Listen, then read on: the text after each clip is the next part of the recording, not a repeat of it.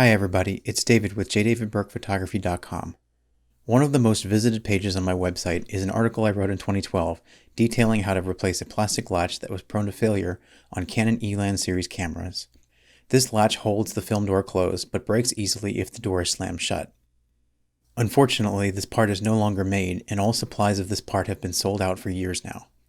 Some intrepid owners have recreated this part in CAD and 3D printed the replacement. But what if you don't have access to a 3D printer? Can't you just tape the door shut like an older camera? You'll see in my original article that the OEM part has fingers that slide across contacts to tell the camera that the film door is closed and it is safe to advance the film. By using a screwdriver or small tool, we can return the slider to the closed position. First, open your film door. Locate the latch and ensure it is in the downward position. Next, load your film.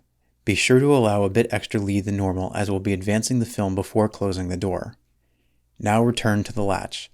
Use your tool to gently press inward on the latch catch at the top while holding the latch downward to control the latch's movement. Allow the latch to slide upward into its closed position. At this point, your film will advance. Now close the film door, ensuring the film stays seated. Use a piece of gaffer's tape to secure the door. Now you can shoot your camera as normal, although you may lose the first frame or two to light exposure. After shooting your roll, rewind and unload the film as normal. To reload film, you'll need to place the latch slider downward, then repeat the steps I've shown you above. After shooting your roll, rewind and unload the film as normal. To reload film, you'll need to place the latch slider downward, then repeat the steps I've just shown. It's not a perfect solution, but this will let you keep using your camera now that parts are scarce. I hope you found this helpful, and if you'd like to see my original article, please visit the link in the description. This is David, wishing you all great exposures.